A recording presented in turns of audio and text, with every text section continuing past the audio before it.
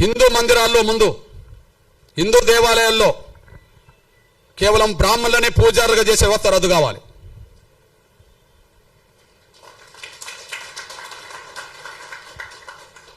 కేవలం బ్రాహ్మణులనే పూజారులుగా చేసే వ్యవస్థ రద్దు కావాలి. ఏంది అది పేటెంటా? ఎందుకు రద్దు కాదు? ఈ రాజ్యాంగంలో ఏదైనా రద్దు చేయవచ్చుగా. ఈ రాజ్యాంగం ఈ దేశంలో కుల వ్యవస్థ వద్దనుకుంటే రాజ్యాంగం రద్దు చేస్తుంది కదా. పార్లమెంట్లో బిల్లు పాస్ అవుతే రద్దు అవుతుంది కదా. దానికి అనుగుణంగా రాష్ట్రపతులు ఆర్డర్లు తీయవచ్చు కదా. ఎందుకు రద్దు కాదు? ఎందుకు రద్దు కాదు? నేను అంటున్నా, ఈ దేశ హిందూ దేవాలయాల్లో భక్తులు అన్ని వర్గాల వాళ్ళు ఉన్నప్పుడు పూజారులు మాత్రం బ్రాహ్మణులు మాత్రం ఎందుకు ఉండాలి? వెంకటేశ్వర స్వామిని నమ్ముకున్న వాళ్ళు హిందూ సమాజంలో అన్ని వర్గాల వాళ్ళు ఉన్నారు. రాముణ్ణి నమ్ముకున్న వాళ్ళు హిందూ సమాజంలో అన్ని వర్గాల వాళ్ళు ఉన్నారు. ఓకే, కృష్ణుడిని నమ్ముకున్న వాళ్ళు, ఇతరులు నమ్ముకున్న వాళ్ళు అన్ని వర్గాల్లో ఉన్నారు కదా. దేవుడి దగ్గర గర్భగుడి దగ్గర పూజా వృత్తి చేసే కాడ బ్రాహ్మణులు ఎందుకు ఉండాలి? వాళ్ళు ఏమైనా దైవదూతలా? దేవుడు బ్రాహ్మణులను మాత్రమే ఉండాలని ఇక్కడ నన్ను చెప్పిండా? వెంకటేశ్వర స్వామి చెప్పిండా? రాముడు ఏమన్నా చెప్పిండా? కృష్ణుడు ఏమన్నా చెప్పిండా? ఇంకెవరైనా చెప్పిండ్రా? హిందూ దేవాలయంలో బ్రాహ్మణులు మాత్రమే పూజారులు ఉండే వ్యవస్థ రద్దు కావాలా నా డిమాండ్. అక్కడి నుంచి కుల నిర్మూలకు దారితీస్తుంది, అక్కడి నుంచి సమానత్వానికి దారితీస్తుంది. హిందూ వ్యవస్థలో సమానత్వం రావడానికి పునాదులు పడతాయి. నేను ఒక విషయం చెప్తున్నా, నేను అయోధ్యలో రాముడి గుడి కాడ మా ఎస్సీ ఎస్టీ బీసీలకు ఉండబడే హక్కు ఇంకెవరికి లేదు. అది శ్రీకృష్ణ మందిరమైనా అయోధ్య మందిరమైనా రామాలయాలు ఎక్కడుంటాయో అక్కడ ఎస్సీ ఎస్టీ బీసీలకు ఉండబడే అంత రైట్ ఇంకెవరికి లేదు. ఓకే, నేను సాక్ష్యం చెప్తున్నా. మనం రామరాజ్యం గురించి మాట్లాడతాం. రాముడు పరిపాలించినాకనే రామరాజ్యం కదా, పరిపాలించక ముందు కాదు కదా. రాముడు ఒక రాజుగా, మనం నమ్ముకున్న వాళ్ళకు విశ్వాసం దేవుడు. ఆయన భౌతికంగా వ్యక్తిగా జీవించాడు కాబట్టి ఒక రాజు, క్షత్రియ కులం, క్షత్రియ వంశం. రాముడు ఏ వంశం? క్షత్రియ వంశం, అంతే కదా. రాముడు ఏ వంశం? క్షత్రియ వంశం. ఓకే, నేనంటున్నా జై శ్రీరామ్ అని అందరం అంటాం అనుకో. రాముడి గొప్ప లక్షణాలు ఆయన పరిపాలన ద్వారా తెలిసినాయి కదా ఎక్కువ. రామరాజ్యం అని ఎందుకు అంటున్నాం? రాముడికి తమ్ముడు ఉన్నాడు, భరతుడు. రాముడి కంటే ముందు పరిపాలించండు కదా. రాముడు అయోధ్యకు వచ్చినప్పుడు తండ్రి మాటకు, సవతి తల్లి మాటకు, పినతల్లి మాటకు కట్టుబడి ఉండి రాముడు అడవికి వచ్చాడు కదా, సీతను, శ్రీమతి గారిని పట్టుకొని, తమ్ముడిని పట్టుకొని. అప్పుడు ఎవరు పరిపాలించిండ్రు? పరిపాలించరు కదా. మరి ఆయన పరిపాలించడు, రాముడు పరిపాలించడు. కానీ మనం ఏమంటున్నాం? మన హిందూ సమాజంలో రాముడి భక్తులు, ఓకే రాముడు దేవుడు గొప్ప రాజు అనుకుంటే ఏమంటున్నాం? రామరాజ్యం తీసుకొస్తాం అంటున్నారు. రామరాజ్యం గొప్పదే కదా. ఆ రామరాజ్యం గొప్పదని ఎట్లా తెలిసింది? రాముడు పరిపాలిస్తేనే తెలిసింది కదా. మరి రాముడు అయోధ్య నుండి వస్తే, అడవి నుండి వచ్చినాకనే పరిపాలించండు కదా. అడవికి వెళ్ళక ముందు రాజు కాదు కదా. అడవికి వెళ్ళక ముందు రాజు కాదు కదా. అడవికి వెళ్ళి వచ్చినాకనే రాజు కదా. మరి అడవికి వెళ్ళి అడవి నుంచి మళ్ళీ ఉట్టికినే వచ్చాడా? యుద్ధం చేయలేదా? యుద్ధం జరిగిందా లేదా? రామారావణ యుద్ధం జరిగిందా లేదా? ఆ యుద్ధంలో గెలిస్తే కదా రాముడు రాజు అయింది. మళ్ళా ఆ యుద్ధంలో గెలిస్తే కదా అయోధ్యకి వెళ్ళింది. గెలిచినాక కదా అయోధ్యకి వెళ్ళింది. అయోధ్యకి వెళ్ళినాక కదా మళ్ళీ రాజుగా పట్టాభిషేకం చేసింది. గెలవకపోతే ఓకే గెలిచిండు. గెలవడానికి యుద్ధం జరిగింది కదా. ఆ యుద్ధం ఎక్కడ జరిగింది? అడవిలో జరిగింది కదా. ప్రధానంగా శ్రీలంకకు దక్షిణాది మధ్యలోనే జరిగింది కదా. మరి ఆయన సైన్యం ఎవరా? రాముడు సైన్యం ఎవరు?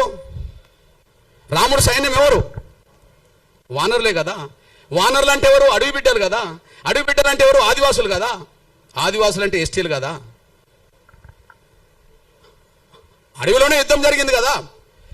రాముడి సైన్యం 99% ఎవరు? రాముడికి తోడొచ్చిన లక్ష్మణుడు ఉన్నాడు సోదరుడిగా. కానీ రాముడికి అండగా నిలబడ్డది ఎవరిగా? సుగ్రీవుడు కదా, అడవి గిరిజన రాజే కదా, ఆంజనేయుడు కదా, సైన్యానికి నాయకత్వం వహించిండు, యుద్ధం చేసిండు కదా. సైన్యానికి నాయకత్వం వహించింది ఎవరు? యుద్ధం చేసింది ఎవరు? ఆంజనేయుడు కదా యుద్ధం చేసింది. ఆంజనేయుడు ఎవరు మరి? ఆదివాసి కదా. సుగ్రీవుడు ఎవరు? ఆదివాసే కదా. రాముణ్ణి గెలిపియడానికి యుద్ధంలో ప్రధాన పాత్ర పోషించింది ఎవరు? వానర సైన్యం కదా. ఆ వానర సైన్యాన్ని గైడ్ చేసింది ఎవరు? జాంబవంతుడు కదా. ఆ వానర సైన్యాన్ని గైడ్ చేసింది ఎవరు? జాంబవంతుడు కదా. ఇది ఎక్కడి నుండి తీసుకున్నాం? ఇదంతా వాల్మీకి రామాయణమే కదా. ఇది ఎక్కడి నుండి తీసుకున్నాం? వాల్మీకి రామాయణం నుండి తీసుకున్నాం కదా. ఇప్పుడు మన సైన్యాన్ని, దేశ ప్రభుత్వాన్ని గైడ్ చేస్తున్నది ఎవరు చెప్పు? దేశంలో ఒక పెద్ద ఆయన అజిత్ దోవల్, అంతేనా? సైన్యాన్ని, ప్రభుత్వాన్ని గైడ్ చేసేది ఎవరు? అనుభవస్తుడు అజిత్ దోవల్. అజిత్ దోవల్ లాంటి పాత్ర రావణుడి యుద్ధ కాలంలో జాంబవంతుడు చేసిండని చరిత్ర ఉన్నది కదా. రావణ యుద్ధంలో ఆంజనేయుడికి తన శక్తి తెలియదని తెలుసు కదా. తన శక్తిని గుర్తు చేసింది ఎవరు? జాంబవంతుడు కదా. నువ్వు దాటగలవు, నువ్వు సముద్రాన్ని ఈదగలవు, దాటగలవు, నువ్వు వాయుపుత్రుడివి కదా, నువ్వు పోయి రాగలవు, సీత జాడ తెలుసుకోగలవు, అక్కడున్న వాస్తవాలు చెప్పగలవు, అక్కడి నుంచి మనం యుద్ధం చేయగలవు అని చెప్పింది ఎవరు? ఆంజనేయుడికి తన శక్తి స్వరూపుడని గైడ్ చేసింది ఎవరు? చైతన్యపరిచింది ఎవరు? ప్రోత్సహించింది ఎవరు? జాంబవంతుడు కదా. రామ లక్ష్మణులతో పాటు సైన్యం అంతా మూర్చపడ్డప్పుడు, వాళ్ళ దాడిలో, రావణకు సంబంధించిన వాళ్ళ యుద్ధం దాడిలో మూర్చపోయినప్పుడు వాళ్ళని లేపడానికి వాళ్ళ ఆంజనేయుని పంపి ఏం తెప్పించిండు? మీరే చెప్పాలి. సంజీవిని తెప్పించింది ఎవరు? జాంబవంతుడే కదా. యుద్ధాన్ని నడిపించింది జాంబవంతుడు. యుద్ధంలో త్యాగాలు చేసింది వానర సైన్యం. వానర సైన్యానికి సంబంధించిన వాళ్ళు గిరిజనులు. రాముడి అయోధ్య దేవాలయం నుంచి మొదలుకుంటే రామ మందిరాల్లో నా గిరిజనులు లేకుండా, దళితులు లేకుండా వీళ్ళేందా పూజారి వృత్తి చేసేది? వాళ్ళేమన్నా యుద్ధంలో గెలిపించిన వాళ్ళ? యుద్ధంలో గెలిస్తే కదా రాజు అయింది. వాళ్ళేంది అంటున్నా నేను. చర్చకు రావాల్సిందే. పోనీ రాముడి గుణాలని, రాముడి పౌరుషాన్ని, రాముడి మానవత్వాన్ని, రాముడి సామాజిక స్పృహను గొప్పగా ప్రపంచానికి చాటిన వాళ్ళు ఎవరు? వాల్మీకే కదా. గొప్పగా ప్రపంచానికి చాటిన వాళ్ళు ఎవరు చెప్పండి? రామాయణం రాసిన వాళ్ళు ఎవరో చెప్పండి. వాల్మీకి రామాయణం లేకపోతే రాముడి చరిత్ర ఎవరికి తెలుసో చెప్పండి? వాల్మీకే కదా. వాల్మీకిని మన తెలంగాణలో పోయే కదా, బీసీనే కదా. అక్కడక్కడ ఎస్సీలో ఉన్నారు కదా. పోనీ బీసీ సమాజం అనుకుందాం. నేనంటున్నా, రాముడి గురించి ప్రపంచానికి తెలియకముందే అందరు తెలిసేలాగా చేసింది వాల్మీకి అయితే, నా బీసీ ప్రజలకు సంబంధించిన వాళ్ళు ఎందుకు పూజారులు ఉండరు రామ మందిరాల్లో? రాముడు యుద్ధం చేసే సమయానికి సీత జాడ కనుక్కోనేలాగా ప్రోత్సహించింది, తెలుసుకున్నది, వీళ్ళని కాపాడే ప్రయత్నం చేసింది మన జాంబవంతుడు కదా, దళితుడు కదా, మాదిగల ఆరాధ్య పురుషుడు కదా. ఈ దళితులకు లేని పూజారి వాళ్ళకెట్లా వచ్చింది? యుద్ధంలో గెలిపించింది మేము కదా, మా ఆదివాసులు కదా. రాముడు గురించి దేశానికి, ప్రపంచానికి తెలిపేటట్టు చేసింది మా వాల్మీకి కదా. వాల్మీకిని బ్రాహ్మణులను ఒప్పుకోమనండి, జాంబవంతుడు మావాడని ఒప్పుకోమనండి, ఆంజనేయుడు మావాడని ఒప్పుకోమనండి. వాళ్ళు ఒప్పుకోరు కదా. వాళ్ళు ఎవరు మరి? ఆంజనేయ వారసత్వం వానరులు అవుతానేమో గిరిజనులు, జాంబవంతుడు అయితేనే దళితుడు, మాదిగా. వాల్మీకి పోయా. మరి మాకు లేని స్వేచ్ఛ రామ మందిరాల్లో, మాకు లేని హక్కు రామ మందిరాల్లో, మేము పూజారులు కానప్పుడు యుద్ధం చేయడానికి మాత్రం మేము ఉపయోగపడాలా? సాబతుకులు ఉన్న వాళ్ళని కాపాడడానికి ఉపయోగపడాలా? యుద్ధంలో గెలిపించడానికి ఉపయోగపడాలా? చరిత్ర రాయడానికి ఉపయోగపడాలా? కానీ రామ మందిరాల్లో పూజలు చేయడానికి ఉపయోగపడమా మేము? మా దళితుల్లో, గిరిజనుల్లో, బలహీన వర్గాల్లో ఐఏఎస్ ఆఫీసర్లు అవుతాను కదా. ఈ దేశ రాష్ట్ర కేంద్ర ప్రభుత్వ సర్వీసులో ప్రధానంగా బ్యూరోక్రాట్స్ అంటే ఎవరు అంటారు? ఐఏఎస్ఏ కదా. మరి దళిత గిరిజన వర్గాలకు చదువుకుంటే ఐఏఎస్లు అవుతాను కదా, పూజారులు గారా అంటున్నా నేను. అందువల్ల మీకు విజ్ఞప్తి చేస్తున్నా, రామ అవతారమే తర్వాత కృష్ణ అవతారంగా మారింది. రాముడు కృష్ణుడు వేరు కాదు కదా. రాముడి కాలంలో రాముడు, కృష్ణుడి కాలంలో కృష్ణుడు. కానీ రాముడే చెప్తాడు కదా, నేను మరో జన్మలో కృష్ణుడికి వస్తాడని చెప్పి. మన నమ్మకం, మన విశ్వాసం, మన నమ్మకం, మన విశ్వాసం. నేను అంటున్నా, కృష్ణుడు ఎవరా? కృష్ణుడు మా యాదవ, మా బీసీ బిడ్డే కదా. వరుసకు మాకు బావవుతాడు. వరుసకు మాకు బావవుతాడు కాదని చెప్పానండి. వరుసకు మాకు బావవుతాడు కాదని చెప్పానండి. రాముడు రావణ మధ్యలో జరిగిన యుద్ధము 1000 మంది చచ్చిపోయినరు కదా. 18 రోజులు జరిగింది. కానీ మా ఆది జాంబవుడును కృష్ణుడి మధ్యలో ఒక గృహంలో జరిగిన యుద్ధం 28 రోజులు జరిగింది. ఏ యుద్ధం ఎక్కువ పెద్దది? ఇద్దరి మధ్యలో జరిగింది. ఎవరు ఓడలే, ఎవరు గెలవలే. మా వాడు ఎంత గట్టివాడో చూడండి. ఎవరు ఓడలే, ఎవరు గెలవలే. లాస్ట్కు మావాడు అనుకుంటాడు జాంబవుడు, అరే నీ అమ్మ, ఈ దేశంలో ఈ ప్రపంచంలో నన్ను ఓడించేటోళ్ళు ఎవరై ఉంటారంటే, ఓహో రాముడి కాలంలో నేను అడిగాను, రాముడితో యుద్ధం చేస్తాను అన్నప్పుడు, ఇంత మనం చేసుకున్నాం కదా రాముడితో యుద్ధం, నీకు ఈ జన్మలో వద్దు కానీ నీకు వచ్చే జన్మలో కృష్ణుడు ఏర్పడితే అప్పుడు నీకు ఏదో రకంగా యుద్ధం చేద్దాంలే అని అంటే, ఇంతకాలం నాతో యుద్ధం చేస్తున్నాడు అంటే ఆయన రాముడే అని చెప్పి, నువ్వు దేవుడి అవతార పురుషుడు కాబట్టి నాతో ఇంత యుద్ధం చేసావు అని చెప్పి మళ్ళీ కాంప్రమైజ్ అయ్యి మళ్ళీ రాముడు ఆ కృష్ణుడికే కదా మా జాంబవతిని మా అక్కనిచ్చింది.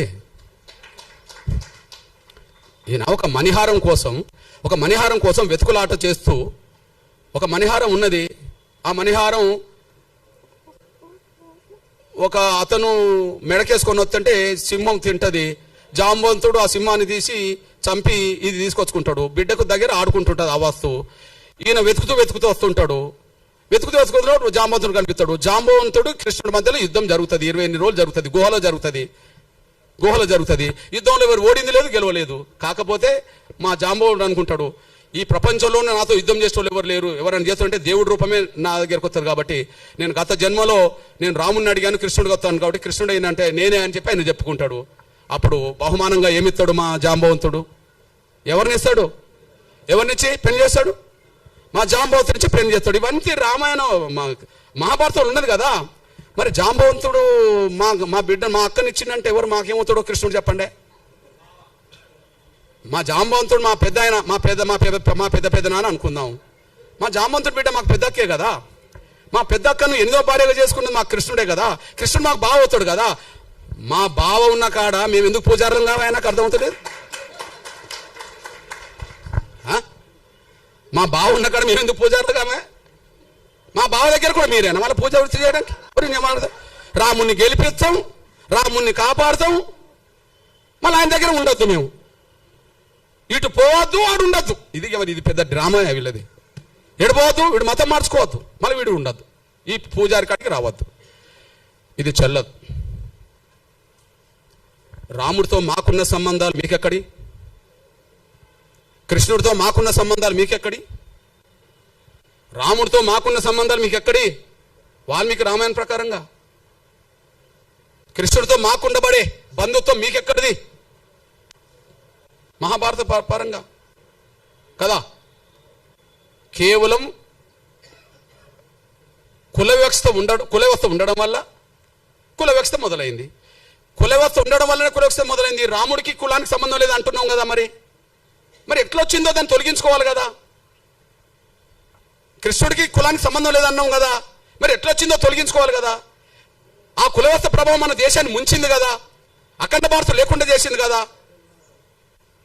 ఉన్న భారత కూడా లేకుండా పోయింది కదా. ఈ కుల వ్యవస్థను ఇంకా కొనసాగితే ఇంకో 100 ఏళ్లకు ఉన్న భారత ఉంటుందని గ్యారెంటీ లేదు కదా. ఇది చెప్తున్నాను ఆయన, అది ఆలోచించుకోండి. ఉన్నాం నిజం. ఎవరన్నా అనుకోండి, నా అభిప్రాయం ఇది. అందువల్ల ఇది రాజ్యాంగ విరుద్ధమైన తీర్పు, రాజ్యాంగ విరుద్ధమైన ఆర్డర్. ఓకే, ఇది వివక్షతో కూడిన తీర్పు, వివక్షతో కూడిన ఆర్డర్. ఇది ఆర్టికల్ 25, ఆర్టికల్ 14, 15 ప్రకారం రాజ్యాంగ విరుద్ధం తీర్పు. పోనీ అంబేద్కర్ అభిప్రాయానికి విరుద్ధం, కమిషన్లకు కూడా విరుద్ధం కదా.